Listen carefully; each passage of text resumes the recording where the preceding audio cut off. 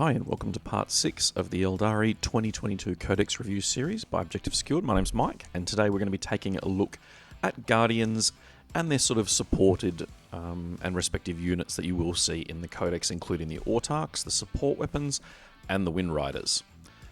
Now, if you've been playing the Aeldari for some time, the Guardians have changed quite a lot over the years. The Guardians originally stemmed from the Eldar Pirates back in Rogue Trader and then became the Craftworld Guardians towards the end of Rogue Trader and moving into 2nd edition. Back then their armour was actually mesh armour, which was kind of a composite between plates over chainmail, so a lot of the old artwork and models reflect that. Obviously over the years they've transitioned to a much more smooth bodysuit style armour with plates that move around on their armour as needed. And the Autarchs obviously are an evolution past that as well. So while we're talking about Autarchs, let's start there. To start off, we do have the standard Autarch. Now this data sheet that we're viewing now is actually an updated data sheet you can find a link for in the show notes below, that was updated by Games Workshop just after the release of the Codex. The data sheet originally limited the way you could combine the different war gear items. For example, if you wanted Manda Blasters, you had to take Swooping Hawk Wings, a Banshee Blade, and a Fusion Pistol. Now, however, you're able to mix and match the parts of the Autarch so that the two versions of the kit can be freely intermingled. The Autarch is a HQ choice. He has a movement characteristic of 7, a weapon skill and ballistic skill 2+, strength and toughness 3, 5 wounds, 5 attacks, leadership 9 and a 3+ armor save, and comes equipped with a Shuriken Pistol, Starglaive and Plasma Grenades. I'm not going to go through all of the weapons that are listed here as options for him, but I will highlight some of the interesting pieces that he does get access to. The basic Starglaive, for example, is a melee, strength times 2, so it's strength 6, minus 3 AP and flat 2 damage, which is a really nice solid basic weapon that you can have your Autarch wield. If you don't have the relic space to upgrade it, it's completely fine to keep that weapon. I would argue the Fire Saber is always an option if you want to combat Autarch, because it does give him that little bit of extra punch. By selecting the Howling Banshee Mask, you can force the opponent to not be able to fire Overwatch set to defend, and you'll always get to force the enemy to fight last. So it's a pseudo strike first, it just kind of works in the opposite direction.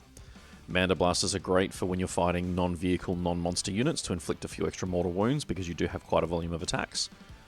Swooping Hawk Wings obviously increase your movement characteristic to 14 and give you the fly keyword, while the Autarch Jump Generator increases your movement and increases your battle focus move. My personal favourite combination at the moment has been the Starglaive with a fusion gun from the Dragons, which is a 12-inch range, assault 1, strength 9, minus 4 AP, 2d6 plus 2 damage, combined with a Warp Jump Generator, which gives you a great deal of mobility and the ability to jump, shoot, jump, essentially. And the Banshee Mask and Starglaive give you a way of actually surviving a combat round. It has plenty of relic opportunities as well in the form of, like I mentioned, the aforementioned Fire Saber. He also gets access to a few other different relic. There's another relic sword, there's a relic pistol, there's a suit of relic armor that gives him a 2+ armor save and minus 1 damage. So there's a few different options there to make your Autarch exactly like you want. He should end up being somewhere between 90 and 120 points, give or take. As mentioned, he can replace his Shuriken Pistol with a Death Spinner, Dragonfire, Fusion Gun, a Fusion Pistol, or a Reaper Launcher. He can replace his Starglaive with a Banshee Blade or its Scorpion Chainsword. He can have a Autarch Jump Generator or a set of Swooping Hawk Wings. It should be noted that it is an Autarch Jump Generator. It is slightly different to the standard Warp Spider Warp Jump Generators. And he can have either Manda Blasters or a Banshee Mask.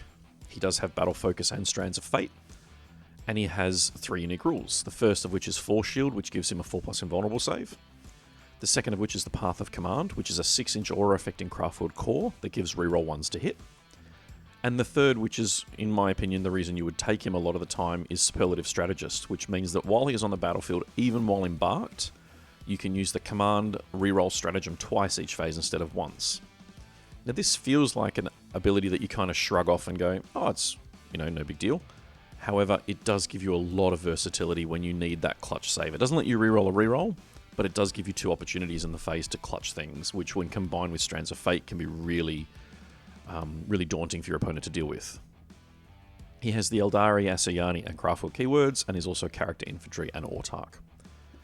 For the price, I feel like the autarch is a great choice. I've written a bunch of different armies, and it's very rare I don't include at least one. The autarch also has a cousin model in the form of the autarch Skyrunner. Now this is the autarch on Jetbike, and unfortunately its rules are very limited by the model that Games Workshop has made available for it. He has a movement value of 16, a weapon skill ballistic skill 2+. He's strength 3 but toughness 4 with 6 wounds to represent the bike, 5 attacks, leadership 9 and a 3+ save, and he comes with a laser lance and a twin shuriken catapult. The shuriken catapult and the laser lance are both identical to what the shining spears get access to, the catapult being assault 4, strength 4 minus 1 AP, 1 damage with shuriken, while the lance has its 2 profiles, essentially making it strength 6 on the charge or strength 6 at shooting, minus 4 AP, 2 damage, or only strength 4 after the subsequent rounds of combat. You can swap the laser lance for a fusion gun or a banshee blade. I think if you're going to swap it, you're most likely... I mean, both of them have play. The fusion gun gives you a mobile shooting model with no combat ability, which I don't really feel is valuable, particularly given the ways the army can shoot elsewhere.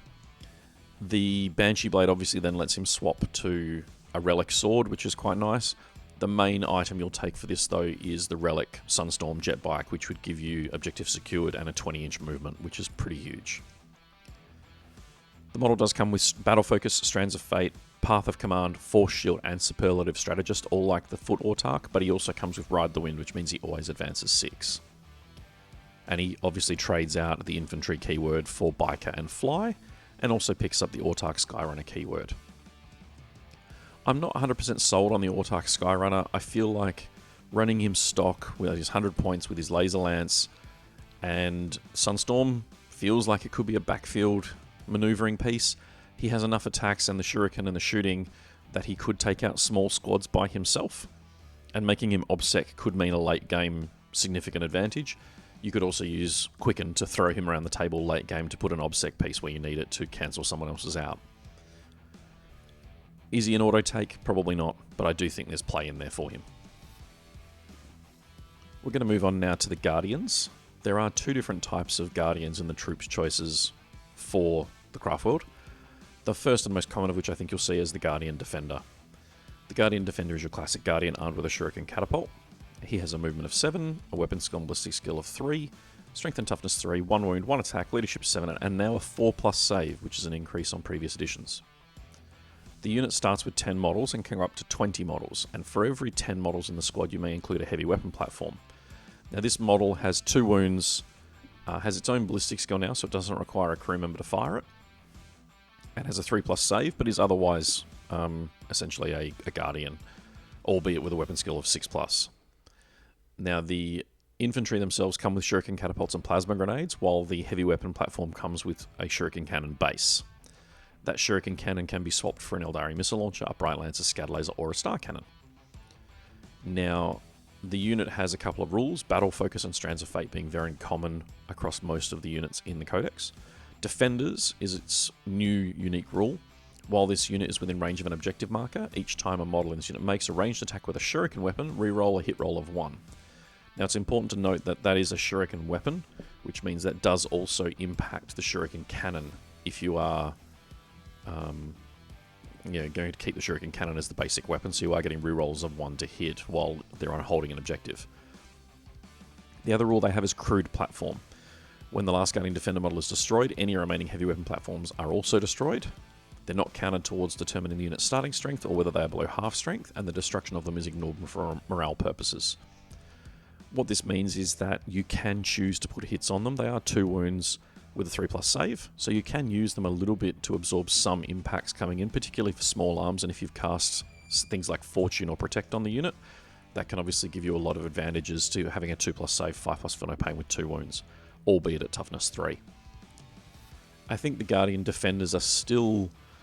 they're an okay unit, but I also think in the modern game they're going to struggle to compete for their price when you look at some of the other troop choices that are sort of floating around.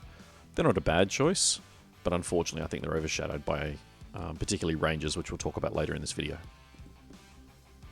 The other type of Guardian we have is the Storm Guardian. Now the Storm Guardians have this exact same profile. and a unit size of 10 to 20, and again have a unique platform they can take, which is a Serpent Scale platform with the same profile as the Guardian Defender's platform. They all come standard with a Guardian close combat weapon, a Shuriken pistol and plasma grenades, and the Serpent Scale platform comes with a Serpent Shield. What's interesting about this squad is you have a unit of Storm Guardians that are actually designed for assault, but they're certainly in no way matching up to things like Striking Scorpions or Howling Banshees. You end up with a unit that can fight other light infantry, things like cultists. You potentially can fight off Poxwalkers, probably Space Marine Scouts, but anything heavier than that, they're going to struggle. The main advantage they do have is some of the choices you can make for the squad. For every 10 models on the unit, you can replace your pistol and combat weapon with a flamer. For up to 2 models can. For every 10 models on the squad, up to 2 can replace their pistol and combat weapon with a fusion gun. And for every 10 models, up to 2 can replace their combat weapon with a power sword. So in a 10 model squad, you can actually have 2 flamers, 2 fusion guns, 2 power swords, and then 4 regular guys. And that, again, sounds quite appealing because you're obviously picking up all those special weapons and you've got some ablative wounds. I feel like the only option there that's my first and probably only choice would be the flamer. Eldar don't have a great deal of access to flame weapons, and having a cheap expendable unit that can use flamers feels like it's a possibility.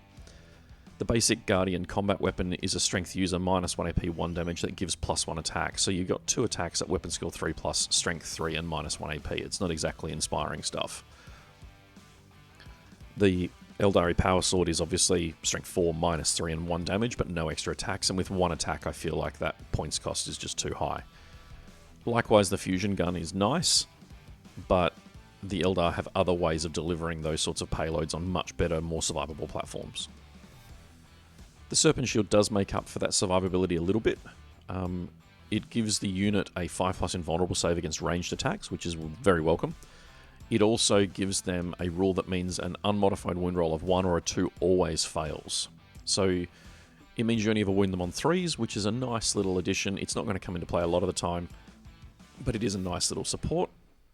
There is also a stratagem that you can use on the Serpent Shield, which you can go and check out in one of our future videos, which covers stratagems. The unit does have Battle Focus and Strands of Fate, and the crude platform rule exactly the same as the other Guardian squads. However, they also have a new rule called Storm Blades. Each time a model in this unit makes a melee attack against an enemy unit that is within range of an objective marker, reroll 1s to hit. So this is obviously to represent their assault nature and that they're going to be trying to cross the battlefield and close with the enemy. I actually still see them more as a reserve unit that's going to hold backfield objectives and drive people off and potentially contest late game and maybe towards the midfield. I just don't think they have the durability or the offense to be used in a forward capacity. They are cheap. They can be numerous, and I think that's what's going to be the biggest advantage for them going forwards. Now, we do have a couple of other Guardian units that do lurk within the army. The first of which is the Wind Riders.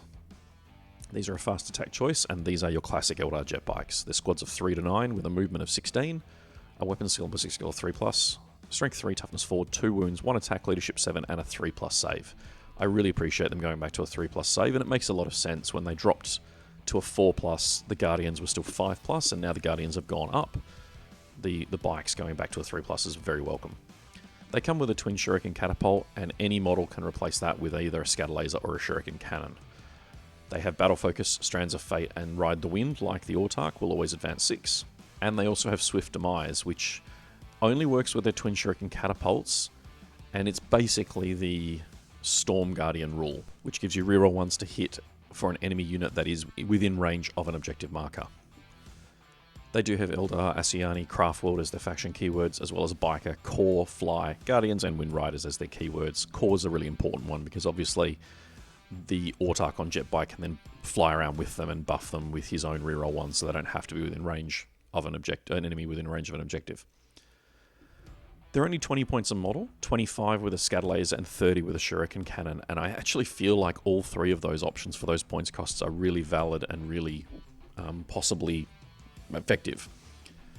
I really like the scatter laser build for the extra range, and 6 shots per bike, 4 bikes putting out 24 shots at 36 inches for 100 points feels like a really good value. The Shuriken version would only be 12 shots at a shorter range, but 2 damage with a better chance of AP. And, you're obviously also paying more points for that as well. It's a full 20 points more expensive, which is another bike potentially in the squad. So I feel like all 3 of those are valid. I'm still leaning towards the scatter laser myself, because this is one of those places where I feel like every bike should have the same weapon, and I feel like this unit doesn't necessarily want to close particularly close to things, and it just wants to drown them in shots. And the scatter laser feels like it does that really well. The last unit that is crewed by Guardians that isn't a vehicle are support weapons. These are a heavy support choice. There are 1 to 3 support weapons in each squad.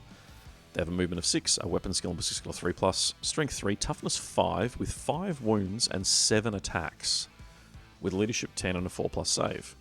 This profile surprises lots of people when you first look at it, but it means a full squad of 3 of them has 21 attacks, albeit at strength 3. And toughness 5 with 5 wounds and a 4+ save makes them pretty tough. Unfortunately, they don't gain core or infantry, which is probably their biggest letdowns. They start with a Shadow Weaver and a Shuriken Catapult, and the Shadow Weaver is essentially a lightweight version of what the Night Spinner carries. It's 48 inches, heavy D6, strength 6, minus 2 AP, 1 damage, and blast, but most importantly is able to target units that are not visible. So this is your classic indirect fire, and it's really cheap. When you do choose to swap it, you can swap it to a Vibro Cannon, which is a 48-inch range, heavy D6, strength 7, minus 1 AP, 2 damage, which has a special rule located in, which we'll talk about in a second. Or a D Cannon, which is a 24-inch range, heavy D3, strength 12, minus 4 AP, D6 plus 2 damage, with the blast keyword and indirect fire, but also inflicts a mortal wound on an unmodified wound roll of 6. So it's a huge damage dealer at close range and indirect. The Vibro Cannon is direct fire, which has its own unique way of dealing damage, and the Shadow Weaver is the cheap option that is the sort of the lightweight skirmish damage. They have Strands of Fate, but they do not gain battle focus. Their first rule is called Artillery and Crew. Each support weapon and its crew are treated as a single model for all rules purposes. Crew models must remain within one of their support weapon. This means that the crew models cannot be targeted or attacked separately, and that visibility in all ranges are measured to and from the support weapon's model. This unit cannot advance, it is never eligible to declare a charge or perform heroic intervention, and cannot make pile-in or consolidate moves. It's artillery, though all of that makes total sense. The miniature in question has one of the crew seated on the gun, and then provides you a separate model that can stand beside the gun on its own base, or can be stood on the platform beside the gun. Now, if you choose to put him up on the platform beside the gun, you end up having to glue the gun on, because you can't slip the gun on and off its mounting, which without doing that you can. You don't even have to magnetize it. So I feel like the fact you can ignore that secondary crew model is great, because he doesn't mean anything anymore. He doesn't have a separate profile. He's nothing. So that's really good. I'd be interested to compare this to the Orc artillery to see how that's worded, whether this has been updated to make it a bit more user-friendly. The other rule this unit has is Sonic Destruction. In your shooting phase, if an enemy unit, excluding units that can fly, is selected as the target of 2 or more Vibro Cannon models in this unit that are equipped with, until the end of the phase, each time an attack with a Vibro Cannon targets that enemy unit, the attack automatically hits the target. If an enemy unit, excluding fly, is selected for 3, then until the end of the phase, each time an attack made with a Vibro Cannon targets that enemy unit, add 1 to the wound roll. So that means if you have a squad of 3 Vibro Cannons, you have heavy 3d6, because you've obviously got the 3 guns, and then you automatically hit the target if your target doesn't have fly. At strength 7, minus 1 AP, 2 damage with plus 1 to wound. It basically means that you're wounding at worst on 4s, and a lot of the time you were wounding on 2s. It's a really interesting profile. If it had indirect fire, it'd be game-changing, but it doesn't. And it is, however, a vehicle, which means that you can deploy it out of line of sight, move it 6 inches, and then fire it. So you're not going to suffer that -1 for moving and shooting, which makes it interesting. The D Cannon as well, I feel like it has a place if it weren't so expensive. You're basically paying somewhere between, for a full squad of 3, somewhere between 120 and 200 points depending on what you arm them with. That's all the Guardian units in the Codex. We are, however, going to take a slight sidestep because there are some other infantry and bikes that aren't Guardian but also are, and these are the Rangers. Now, the Rangers have existed in a few different forms over the years. The classic Eldar Ranger with sniper rifle has existed since Rogue Trader. There was mention of a Ranger on a bike in the 2nd edition Codex, but that hasn't become a reality until 9th edition with the Shroud Runners. We also, unfortunately, over the years have lost the option for the Autarch to take a Ranger long rifle. However, we still do have the epitome of snipers for the Eldar in Illick Nightspear. Illick Nightspear is a named character. He is unique. He has a movement of 7, a weapon skill and ballistic skill 2+, strength and toughness 3, 5 wounds, 4 attacks, leadership 9, and a 4+ armor save. He's essentially a bit like a light Autarch. His profile is essentially Autarch, but 1 less attack and 1 less save. He comes with a Shuriken pistol, Voidbringer, and an Aeldari power sword, and, as I said, is unique. Voidbringer is his sniper rifle. It's a 48-inch range, heavy 1, strength 6, minus 3 AP, flat 3 damage. You ignore Lookout Sir, which means you can target characters, although this doesn't get you around Bodyguard, unfortunately. And each time an attack is made with this weapon, an unmodified wound roll of 4+ inflicts D3 mortal wounds in addition to normal damage. Now, that means that when combined with Strands of Fate, this model is essentially almost always going to hit and probably wound with a 6, thanks to Strands of Fate, meaning you're going to take D3 mortal wounds and then have to save at -3 or take another flat 3 damage. He's one of the few snipers in the game that can reliably pick a mid-level character and just instantly kill them. If your character has 4 wounds and no invulnerable, he's probably not in a good place. Illick Nightspear does also have a power sword, which is a standard +1 strength, -3 AP, 1 damage power sword. He has battle-focused Strands of Fate, also has advanced positions, like the Rangers, which we'll talk about in a second. He has Hunter Unseen, which means that while he's receiving the benefits of cover, he cannot be selected as the target of a ranged attack unless they are within 12 inches of him. This is huge. Advanced positions obviously lets him deploy almost wherever he feels like on the table, which is a significant advantage, and then the fact you can't target him unless you're within 12 means you don't need to keep a unit with him. So he can reliably sit in a corner, plinking off shots for 5 turns, and you really do have to go out of your way to dig him out. If you happen to be a Necron unit, his Bringer of True Death rule means that each time he attacks a Necron unit, he gains +1 to hit and wound, which obviously means for those Cryptek characters with 4 or 5 wounds, they're really not enjoying their day.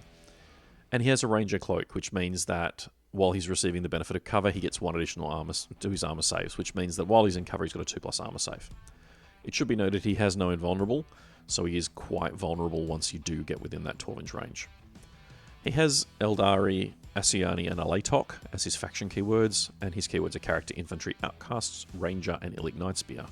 So what's important about him, because he's a named character, he does not have the Craftworld keyword, which means he has to be in an Alatok detachment.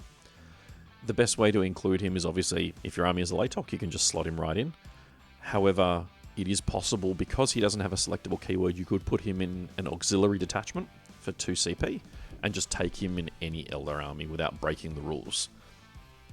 So, if you're desperately wanting a reliable sniper, it's a proposition that is open to you. He's around 90 points, and is one of the few snipers in the game that might actually be worth taking alongside the Death Jester, the Vindicare Assassin, and the Sanctus from the Genestealer cults.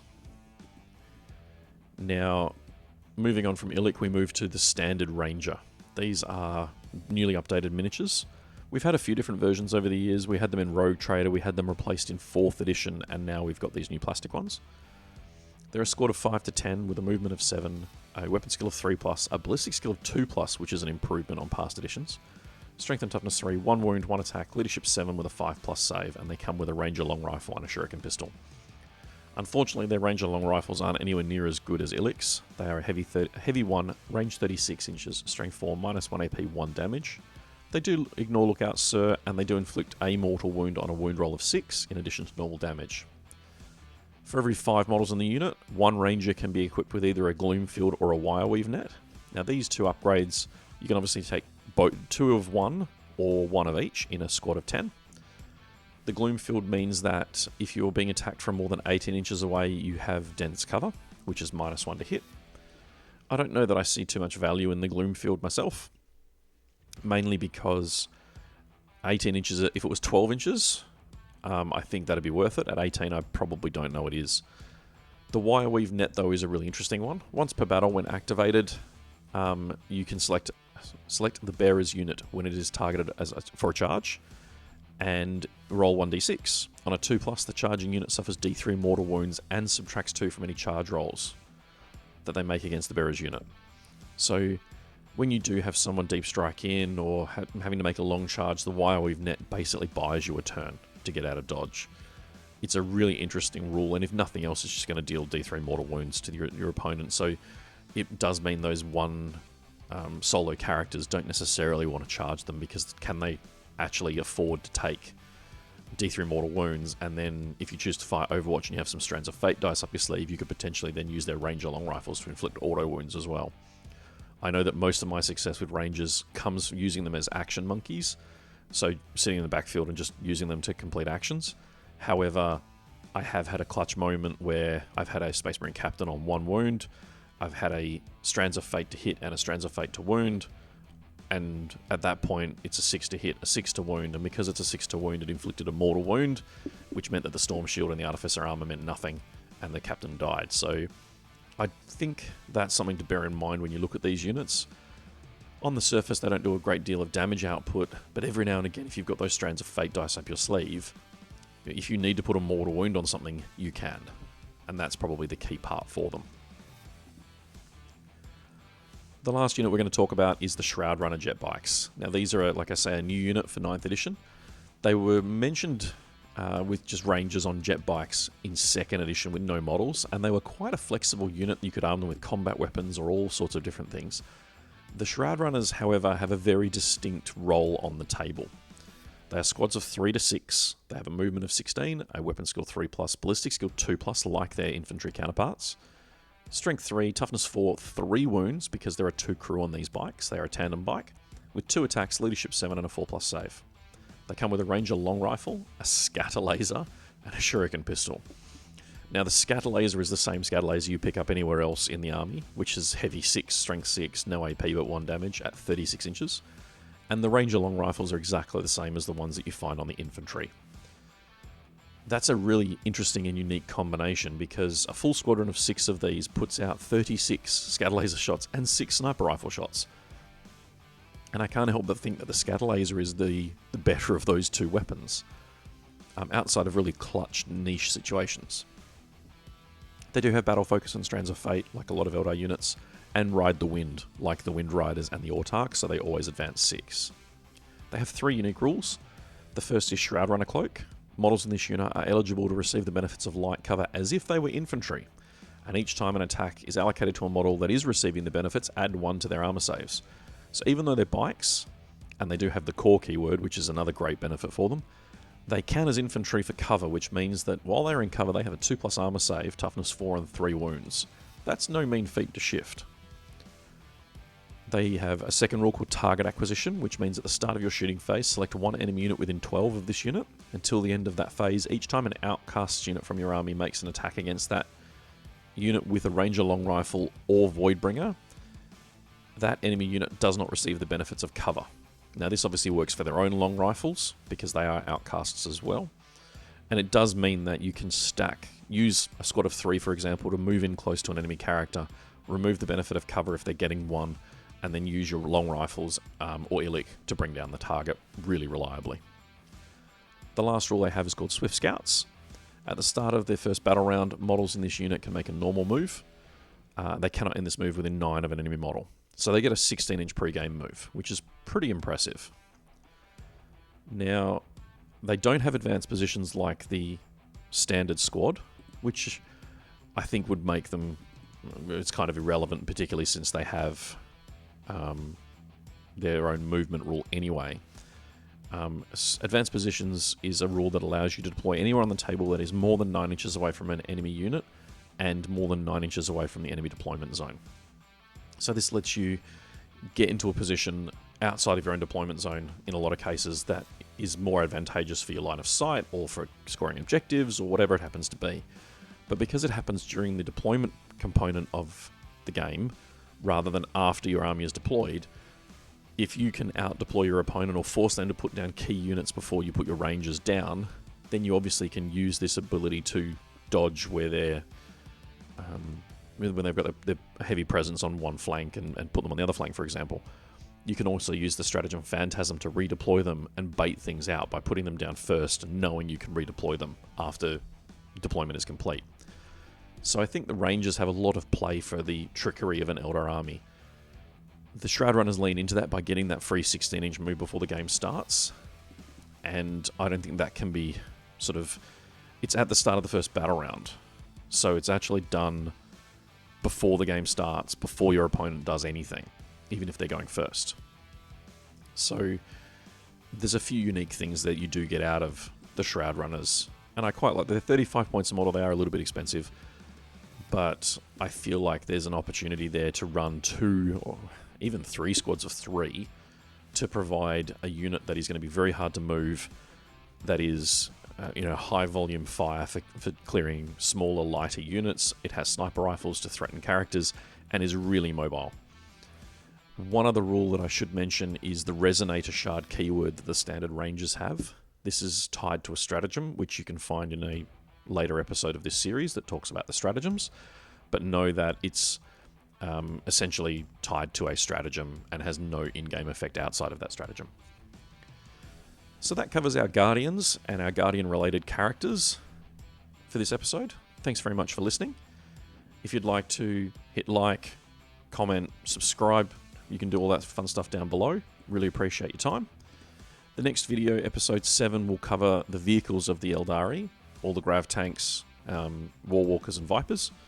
So until then, I hope you've enjoyed the episode and thanks for listening.